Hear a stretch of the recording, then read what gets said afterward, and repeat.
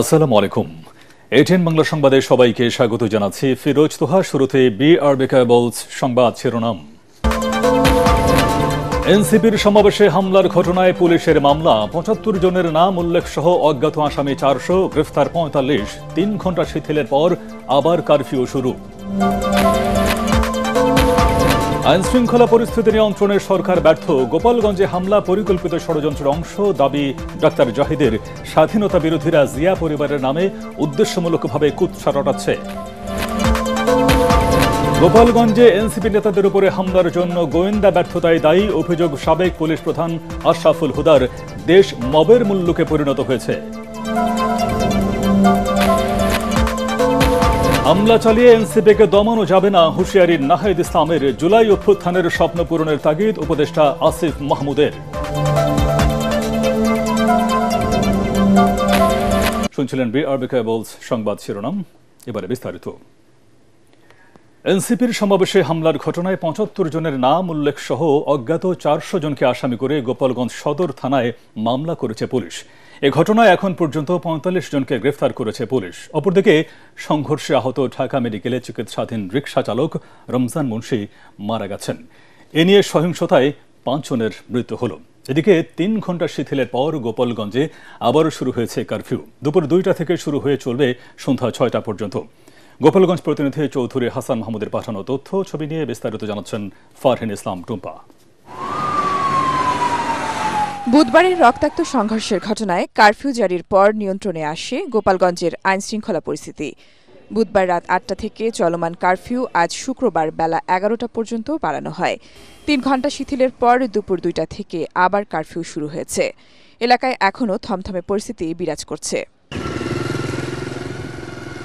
Curfew শিথিলের খবরে প্রয়োজনের তাগিদে স্থানীয়রা ঘর থেকে বের হতে শুরু করেন। তবে যে কোনো ধরনের অনাকাঙ্ক্ষিত পরিস্থিতি এড়াতে রাস্তার মোড়ে মোড়ে টহল দিতে দেখা যায় সেনা, র্যাব ও পুলিশ সদস্যদের। আমি দোকান বন্ধ করে চলে যাওয়ার পরে এত আইন শৃঙ্খলা বাহিনী থাকা সত্ত্বেও আমার দোকান, এই জায়গায় 2টা দোকান, 2টা দোকানে যা ছিল কিছুই আমাদের দোকানের ভিতরে নাই। গোপালগঞ্জের 4-4টা প্রাণ চলে গেছে, কিন্তু সে বিষয়ে কোনো ফোকাস পাচ্ছি না। আমার ছেলের নাম তরিকুল, একটা নাম অনেক, 2 ড্রাইভার সহ 2 জনের ধরে রয়েছে। এই যে আমি 3 ঘন্টা দোকানদারি কিভাবে চলবো? ঠিক আছে, এইভাবে তো চলা অসম্ভব আমাদের। এদিকে এনসিপির সমাবেশে হামলার ঘটনায় ৭৫ জনের নাম উল্লেখ সহ অজ্ঞাত ৪০০ জনকে আসামি করে মামলা করেছে পুলিশ। যে কোনো ধরনের দুর্ঘটনা প্রতিহত করার জন্য আমরা সর্বোচ্চ সতর্ক অবস্থায় থেকে আমরা আমাদের কার্যক্রম পরিচালনা করছি, আমাদের বিপুল সংখ্যক পুলিশ সদস্য নিয়ে। অন্যদিকে গোপালগঞ্জের সংঘর্ষে আহত ঢাকা মেডিকেল কলেজ হাসপাতালে চিকিৎসাধীন রিকশা চালক রমজান মুন্সি মারা গেছেন। এ নিয়ে সহিংসতায় ৫ জনের মৃত্যু হল। এছাড়াও গুলিবিদ্ধ সুমন বিশ্বাস ও আব্বাস আলী নামে আরও 2 জন সেখানে চিকিৎসাধীন রয়েছেন। Bureau report, ATN Bangla. দর্শক, গোপালগঞ্জের সবশেষ পরিস্থিতি জানাচ্ছেন আমাদের প্রতিনিধি চৌধুরী হাসান মাহমুদ। তৃতীয় দিনের প্রথম প্রহরে সকাল 11টা থেকে দুপুর 2টা পর্যন্ত কারফিউ শিথিল করা হয়েছিল, আপনারা জানেন। আবার 2টা থেকে শুরু করে সন্ধ্যা 6টা পর্যন্ত চলবে কারফিউ। পরবর্তী নির্দেশ না আসা পর্যন্ত কারফিউ চলতে থাকবে। এ মতো অবস্থায় 11টা থেকে 2টা শিথিল অবস্থায় আমরা গোপালগঞ্জ জেলা শহর সহ শহরতলির বিভিন্ন স্থান পরিদর্শন করেছি, ঘুরে দেখেছি। সেখানে গিয়ে দেখা গিয়েছে এই 3 ঘন্টার জন্য দূরপাল্লার কিন্তু অনেক গাড়ি খুলনা থেকে ঢাকার উপর, গোপালগঞ্জের উপর দিয়ে ঢাকায় যারা গিয়েছে এবং ঢাকামুখী হচ্ছে অনেক লোক যারা আটকা পড়া ছিল, তারা আসলে বের হয়েছে। তাদের চলাফেরা, তাদের প্রয়োজনীয় কাজের জন্য তারা গোপালগঞ্জ থেকে বিভিন্ন স্থানে তারা কিন্তু রওনা হয়েছে। এছাড়া গোপালগঞ্জের যে সমস্ত দোকানপাট 3 ঘন্টার জন্য কারফিউ শিথিলের আওতায় এসেছিল, অনেকেই দোকানপাট খোলে নাই, কারণ একদিকে শুক্রবার, অন্যদিকে 3 ঘন্টা দোকান খোলা আর বন্ধ করা, এতে আসলে তাদের খুব একটা লাভ হবে না। এ কারণে অনেকে কিন্তু দোকানপাট খোলে নাই। কিন্তু দেখা গেছে যারা নিত্য প্রয়োজনীয় দ্রব্য যেমন কাঁচামাল, শাকসবজি ইত্যাদি বিক্রি করে, যে পচমান মাল যেগুলো পচে যায়, তারা কিন্তু দোকান খুলেছে এবং ক্রেতার সংখ্যা যাদের প্রয়োজন শুধুমাত্র তারাই এসেছে, অনেকে আসে নাই, আতঙ্ক বিরাজ করছে। গোপালগঞ্জে এনসিপির সমাবেশকে কেন্দ্র করে চলা তাণ্ডব পরিকল্পিত ষড়যন্ত্র বলে দাবি করেছেন বিএনপির স্থায়ী কমিটির সদস্য ডাক্তার AZM জাহিদ হোসেন। আইনশৃঙ্খলা পরিস্থিতি নিয়ন্ত্রণে সরকার চরমভাবে ব্যর্থ হয়েছে বলে অভিযোগ করেন তিনি। জাতীয় প্রেসক্লাবের সামনে পেশাজীবী সমাবেশে এই অভিযোগ করেন ডাক্তার জাহিদ। তিনি আরও বলেন, ফ্যাসিবাদ বিরোধী ঐক্যে বিভক্তির সুযোগ নিয়ে দেশে বিশৃঙ্খলা সৃষ্টি করছে পতিত স্বৈরাচার ও তার দোসররা। ফেব্রুয়ারির মধ্যে জাতীয় নির্বাচনের বিকল্প নেই দাবি করে ডাক্তার জাহিদ বলেন, অন্যথায় দেশে অস্থিতিশীল পরিস্থিতির সৃষ্টি সহ নানা সংকট দেখা দেবে। একই স্থানে আরেক অনুষ্ঠানে বিএনপি চেয়ারপারসনের উপদেষ্টা জয়নুল আবেদিন ফারুক বলেন, জিয়া পরিবারের নামে অশ্লীল কুরুচিপূর্ণ প্রচারণা চালিয়ে সংঘাত সৃষ্টির চেষ্টা করছে স্বাধীনতা বিরোধীরা। এ সময় কোনো ফাঁদে পা না দেওয়ার জন্য নেতাকর্মীদের সতর্ক করেন ফারুক। ষড়যন্ত্রকারীরাই চাইবে রাজপথে আবার আন্দোলন করে আমরা বিশৃঙ্খলা সৃষ্টি করে নির্বাচন যাতে না হয় সেই দিকে বিএনপি সচেতন। আইন শৃঙ্খলা রক্ষাকারী বাহিনী এবং সরকার নিদারুণভাবে ব্যর্থ হয়েছে, কারণ এই গোপালগঞ্জ ষড়যন্ত্র যদি না হয় তাহলে এরকম ঘটনা ঘটানো যায় না। গতকালকে তো ফরিদপুরে সুন্দর প্রোগ্রাম হলো, সেখানে তো এরকম কিছু হলো না। স্বৈরাচারের দোষরদের উপর দোষ চাপাচ্ছি ঠিকই আছে, কিন্তু আমাদের ভিতর যারা আজকে গণতন্ত্রকে নস্যাৎ করতে চায় সেই ষড়যন্ত্রকারীরাও ঘাপটি মেরে আছে। গোপালগঞ্জে সহিংসতার আগাম গোয়েন্দা তথ্য সংগ্রহ ও পরিস্থিতি নিয়ন্ত্রণে পর্যাপ্ত ব্যবস্থা না নেয়ার দায়ে সংশ্লিষ্ট সংস্থাগুলো এড়াতে পারে না বলে মনে করেন সাবেক আইজিপি আশরাফুল হুদা। রাজধানীতে ডিবেট ফর ডেমোক্রেসি আয়োজিত বিতর্ক প্রতিযোগিতার সমাপনী বক্তব্যে এই মন্তব্য করেন তিনি। এ সময় প্রতিষ্ঠানটির চেয়ারম্যান হাসান আহমেদ চৌধুরী কিরণ বলেন, দেশটা মবের মূল্যকে পরিণত হচ্ছে। এই ধারা অব্যাহত থাকলে ব্যর্থ রাষ্ট্রের তালিকায় অন্তর্ভুক্ত হয়ে ব্যাহত হতে পারে বিদেশি বিনিয়োগ। মিজান শাহজাহানের রিপোর্ট। রোগী বৈঠা নিয়ে মানুষদেরকে হত্যা করে ৫-৬ জন মানুষকে পিটিয়ে হত্যা করে মব সন্ত্রাস নিয়ে ছায়া সংসদ বিতর্ক প্রতিযোগিতায় মুখোমুখি হয় স্যার সলিমুল্লাহ মেডিকেল কলেজ ও সাউথ ইস্ট ইউনিভার্সিটির বিতার্কিকরা। মিটফোর্ডে যেটা হয়েছে ওটা রাজনৈতিক অস্থিরতা। কেন হয়েছে আপনি জানেন? কারণ তারা মনে করেছিল তারা এই অস্থিরতা করে পার পেয়ে যাবে, তাদের কোনো বিচার হবে না। বিতর্কের মূল্যায়ন পর্বে ছায়া সংসদের স্পিকার হাসান আহমেদ চৌধুরী কিরণ মব সন্ত্রাসকে সমাজের ক্যান্সার হিসেবে আখ্যায়িত করে বলেন, কাঙ্ক্ষিত সময়ের মধ্যে জাতীয় নির্বাচন না হলে সহিংসতা আরও বাড়তে পারে। এই গণতান্ত্রিক বাংলাদেশে একটি যে নতুন অধ্যায় সূচনা হয়েছে, আমরা কাঙ্ক্ষিত সময়ের মধ্যে যদি নির্বাচন দিতে না পারি এবং সেই নির্বাচনে গণতান্ত্রিক সরকার যদি দেশে আসতে না পারে, তাহলে কিন্তু এই মব সন্ত্রাস প্রতিরোধ করতে বর্তমান অন্তর্বর্তীকালীন সরকারকে অনেক বেগ পেতে হবে। মব সন্ত্রাস বন্ধে সর্বপ্রথম দরকার রাজনৈতিক সদিচ্ছা। এ সময় সাবেক আইজিপি আশরাফুল হুদা বলেন, মব জুলাই চেতনার পরিপন্থী। সাবেক এই পুলিশ প্রধান বলেন, শেখ মুজিবুর রহমান, জিয়াউর রহমানের হত্যাকাণ্ডেও গোয়েন্দা ব্যর্থতা ছিল। এত বছর পরেও গোয়েন্দা সংস্থা শক্তিশালী না হয় ক্ষোভ জানান তিনি। আমাদের দেশে ইন্টেলিজেন্স ফেইলিয়ার এটা আবহমান কাল থেকে চলে আসছে। দুইটা প্রেসিডেন্ট মারা গেছে, জিয়াউর রহমান হত্যাকাণ্ড, শেখ মুজিবুর রহমান হত্যাকাণ্ড, দুইটা প্রেসিডেন্ট মারা গেছে। আপনার 21শে আগস্ট গ্র্যান্ড হামলার ঘটনা যদি বলেন, এরকম যত বড় বড় ঘটনা হয়েছে সব জায়গায় ইন্টেলিজেন্স ফেইলিয়ার। গোপালগঞ্জের ঘটনাটা গোয়েন্দা সংস্থাগুলো টের পায়নি, এত বড় একটা ঘটনা ঘটতে হতে যাচ্ছে। দ্যাট ওয়াজ মাই কোয়েশ্চেন আমার নিজের কাছেই। মিটফোর্ডে সোহাগ হত্যায় আইন শৃঙ্খলা রক্ষাকারী বাহিনীর গাফিলতি থাকলে ব্যবস্থা নেওয়ার তাগিদ দেন আশরাফুল হুদা। মবের মাধ্যমে নির্বাচন পেছাতে একটি অপশক্তি ষড়যন্ত্র করছে বলেও জানান তিনি। এ সময় গুজব সৃষ্টিকারীদের আইনের আওতায় আনার দাবি জানান হাসান আহমেদ চৌধুরী কিরণ। শহরের মাঝখানে ঘটনা, এটা তো উইদিন মিনিটস এটা পুলিশের নলেজে চলে যাবে এবং সঙ্গে সঙ্গে এর ব্যাপারে ব্যবস্থা নেওয়া হবে। এখানে যদি পুলিশের কোনো রকম গাফলতি থেকে থাকে, ইভেন মামলা রেকর্ড করার ব্যাপারে যদি হয়, তাহলে আমি সংশ্লিষ্ট কর্তৃপক্ষকে অনুরোধ করব যাতে পুলিশের বিরুদ্ধে প্রয়োজনীয় ব্যবস্থা গ্রহণ করা হয়। গুজব কিন্তু আমাদের মব সন্ত্রাস সৃষ্টির প্রধান একটা কারণ হিসেবে আমরা দেখতে পাচ্ছি। আমরা দেখি কাট পেস্ট করে কথাগুলোকে এআই ব্যবহার করে নানাভাবে একজন ব্যক্তিকে ঘৃণার পর্যায়ে নিয়ে যাওয়ার চেষ্টা করা হয়। আমি বিটিআরসির কাছে অনুরোধ করব যাতে তারা এই ধরনের পরীক্ষা করে এ ধরনের ঘৃণামূলক অথবা উদ্দেশ্যমূলক অথবা যেগুলি সঠিক নয় সে ধরনের তারা কন্টেন্টগুলি সরিয়ে ফেলবে। বিতর্কে বিজয়ী হয় sir Salimullah medical college. Mizan Shahjahan, ATN Bangla, Dhaka.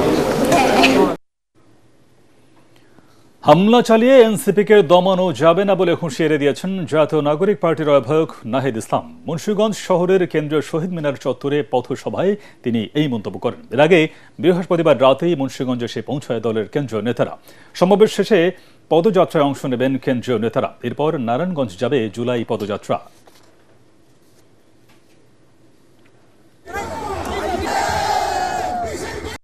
গোপালগঞ্জে হামলা চালানো হয়েছে, বাংলাদেশের আরো 10টা জায়গায় হামলা চালানো হবে, আমাদেরকে দমন করা যাবে না। সংগ্রামী মুন্সিগঞ্জবাসী, মুজিববাদের বিরুদ্ধে যে লড়াই, যে যুদ্ধ আমরা ঘোষণা করেছি গণ অভ্যুত্থানের মধ্য দিয়ে, ফ্যাসিবাদী ব্যবস্থা বিলোপের যে লড়াই আমরা শুরু করেছি, এই লড়াই সমাপ্ত না করে আমরা শেষ থামব না। জুলাই অভ্যুত্থানের স্বপ্ন পূরণে দেশবাসীর প্রতি আহ্বান জানিয়েছেন যুব ও ক্রীড়া উপদেষ্টা আসিফ মাহমুদ সজীব ভুঁইয়া।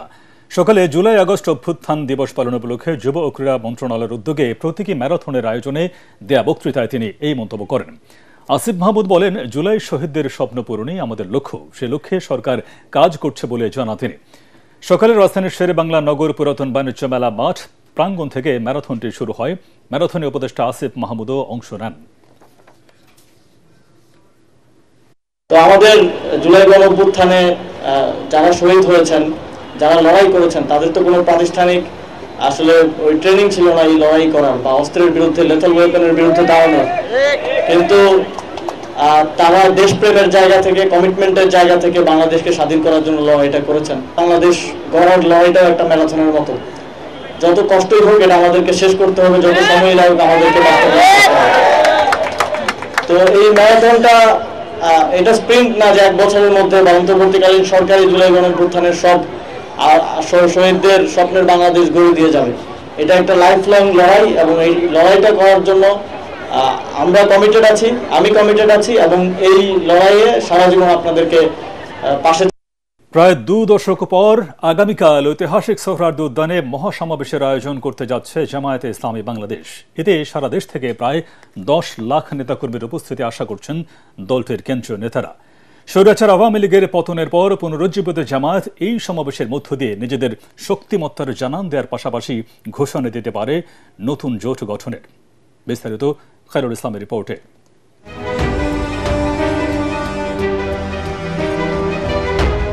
স্বাধীনতা বিরোধী ট্যাগ দিয়ে বিগত 1.5 দশকেরও বেশি সময় ধরে বাংলাদেশের সবচেয়ে বড় ইসলামী দল জামায়াতের নেতাকর্মীদের ওপর দমন নিপীড়ন চালিয়ে কোণঠাসা করে রেখেছিল পতিত আওয়ামী লীগ সরকার। 5 আগস্ট ছাত্র জনতার গণঅভ্যুত্থানে স্বৈরাচার শেখ হাসিনার পতনের পর রাজনীতিতে আশার আলো দেখতে পান জামায়াতের নেতাকর্মীরা। এরই মধ্যে সারা দেশে নেতাকর্মীদের সংগঠিত ও ইসলামী আদর্শের চমকপ্রদ নানা বক্তব্য বিবৃতি দিয়ে অনেকের মনে জায়গা করে নিয়েছেন দলটির আমির ডাক্তার শফিকুর রহমান। আল্লাহ যে হুকুমটা আমাদেরকে দিয়েছেন এই হুকুমটা আমরা মানব। আমরা সেই কোরআনের জন্য লড়াই করছি। এটা শুধু আমাদের একার দায়িত্ব নয়, মানুষ হিসাবে আমাদের সকলের দায়িত্ব। দীর্ঘদিন পর বাধাহীন মুক্ত পরিবেশে ছোটখাটো আয়োজন করলেও এবার ইতিহাসের সবচেয়ে বড় সমাবেশ ঘটানোর ঘোষণা দিয়েছে দলটি। আগামী শনিবার রাজধানীর ঐতিহাসিক সোহরাওয়ার্দী উদ্যানে 10 লাখ মানুষের সমাগম ঘটিয়ে নিজেদের সাংগঠনিক শক্তিমত্তার জানান দিতে চান দলটির কেন্দ্রীয় নেতারা। লক্ষ লক্ষ জনতার সামনে এই প্রোগ্রামকে কোনো থ্রেটের পর্যায়ে নিয়ে যেতে পারবে এটা আমরা কোনোভাবেই এদেশের মানুষও মনে করে না, এবং প্রশাসনের সাথেও আমাদের যোগাযোগ আছে, আমাদের নিজস্ব তথ্য বিভাগ আছে, প্রশাসনের সংস্থা যারা আছেন তারাও আমাদেরকে আশ্বস্ত করেছেন। গোপালগঞ্জে এনসিবির সমাবেশে হামলা হলেও ঢাকায় নিরাপত্তার ঝুঁকি নেই বলে মনে করেন জামায়াতের ঢাকা মহানগর দক্ষিণের secretary general doctor Shafiqul Islam Masud. আমরা আশা করছি যে আমাদের 19শে জুলাইয়ের সমাবেশটা ঐতিহাসিক সোহরাওয়ার্দী উদ্যান ছাড়িয়ে গোটা ঢাকা মহানগরী জনগণের জনসমাবেশে রূপান্তরিত হবে ইনশাআল্লাহ। জামায়াতের এই জাতীয় সমাবেশে অংশ নেবেন বিভিন্ন রাজনৈতিক দল ও ইসলামিক সংগঠনের নেতাকর্মীরাও। এই সমাবেশ থেকেই রাজনৈতিক জোটের নতুন সমীকরণের আভাস পেতে পারে দলটির আমিরের বক্তব্যে। জাতীয় সমাবেশে দেশপ্রেমিক সকল রাজনৈতিক শক্তি, ইসলামী শক্তিকে আমরা আমন্ত্রণ জানিয়েছি এবং এই জাতীয় সমাবেশে আমাদের জাতীয় নেতৃবৃন্দ ইনশাআল্লাহ বক্তব্য রাখবেন। সমাবেশটি সফল করতে সোহরাওয়ার্দী উদ্যান ঘিরে 20টি পয়েন্টে 6000 স্বেচ্ছাসেবক দায়িত্ব পালন করবেন। এই সমাবেশের সফলতা ও ইসলামী দলগুলোর সম্ভাব্য জোট গঠন দেশের রাজনীতিতে হতে পারে নতুন মেরুকরণ। রাজনৈতিক ময়দানে নির্বাচনকে নিরপেক্ষ করার প্রয়োজনে যে মাঠের সমতা প্রয়োজন, সে সমতা নেই। এজন্য আমরা লেভেল প্লেইং ফিল্ডকে নিশ্চিতকরণের দাবি আমরা এই সমাবেশ থেকে তুলব। খায়রুল ইসলাম, এটিএন বাংলা, ঢাকা। এবারে আল আরাফা ইসলামী ব্যাংক অর্থ সংবাদ।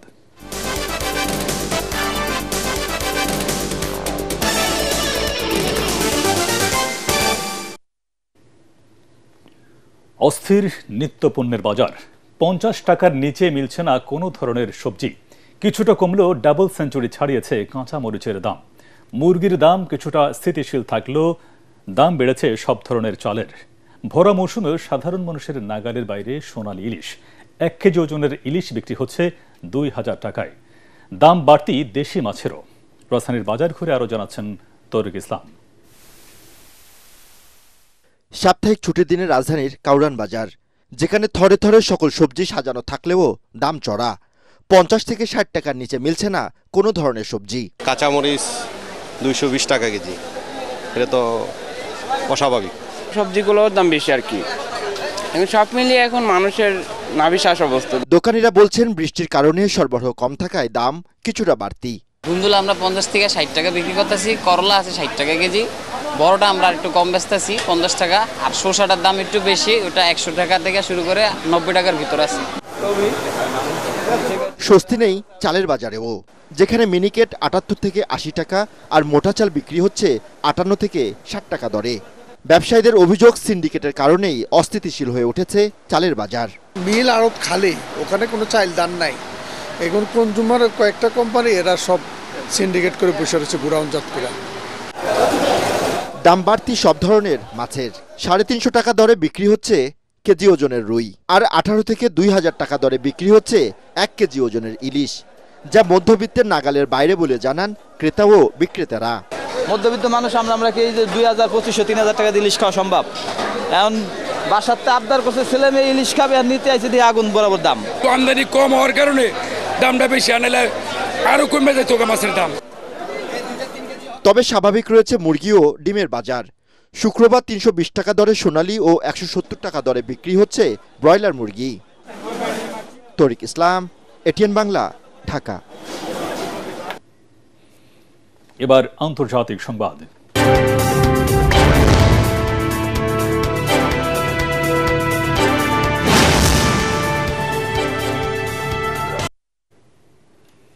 সিরিয়ার সুয়েদায় সুন্নি বেদুইন ও দ্রুজ গোষ্ঠীর মধ্যে টানা 5 দিনের রক্তক্ষয়ী সংঘর্ষে নিহতের সংখ্যা বেড়ে দাঁড়িয়েছে 360 জনে। যুক্তরাজ্য ভিত্তিক মানবাধিকার সংস্থা Syrian observatory for human rights এই তথ্য জানায়। গেল রোববার দ্রুজ সম্প্রদায় ও সুন্নি বেদুইন সম্প্রদায়ের লোকদের মধ্যে মারধর ও অপহরণের ঘটনার পর সংঘাত তীব্র আকার ধারণ করে। পরিস্থিতি নিয়ন্ত্রণে ওই এলাকায় সেনা পাঠায় সিরীয় সরকার। সরকারি বাহিনীর গুলিতে 19 জন দ্রুজ বেসামরিক নাগরিকের নিহতের অভিযোগের পর দ্রুজ জনগোষ্ঠীকে রক্ষার দাবি করে দামেস্ক ও সুয়েদায় সিরীয় সেনাবাহিনীর সদর দফতরে হামলা চালায় ইসরায়েল। এ অবস্থায় ইসরায়েলের বিরুদ্ধে সিরিয়াকে যুদ্ধের দিকে নিয়ে যাওয়া ও পরিস্থিতি অস্থিতিশীল করে তোলার অভিযোগ তুলেছে সিরিয়ার অন্তর্বর্তী সরকার। বাংলাদেশ টেলিভিশন ও বেতারের বিশিষ্ট সঙ্গীত শিল্পী প্রকৌশলী সোহেল আহমেদ আর নেই। ইন্না লিল্লাহি ওয়া ইন্না ইলাইহি রাজিউন। মৃত্যুকালে তার বয়স হয়েছিল 80 বছর। তিনি এটিএন বাংলার সিনিয়র অনুষ্ঠান পরিচালক কাজল আহমেদের স্বামী। উত্তরা 6 নম্বর সেক্টর জামে মসজিদে নামাজে জানাজা শেষে উত্তর কবরস্থানে তাকে দাফন করা হবে।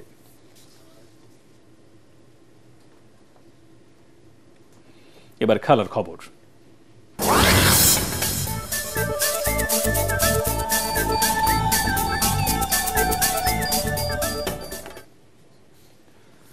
পাকিস্তানের বিপক্ষে টি-20 সিরিজের জন্য প্রস্তুতি নেওয়া শুরু করেছে বাংলাদেশ। মিরপুরে ব্যাট বলে নিজেদের ঝালিয়ে নিচ্ছেন লিটন দাস, তৌহিদ হৃদয়রা। 20 জুলাই দিবারাত্রির প্রথম ম্যাচে মাঠে নামবে টাইগাররা। এর আগে সদ্যই শ্রীলঙ্কার বিপক্ষে 2-1 ব্যবধানে টি-20 সিরিজ জিতে দেশে ফেরে ফিল সিমন্সের দল। পাকিস্তানের বিপক্ষে একই স্কোয়াডে রেখেছে বিসিবি। অন্যদিকে সন্ধ্যায় অনুশীলন শুরু করবে পাকিস্তান দল।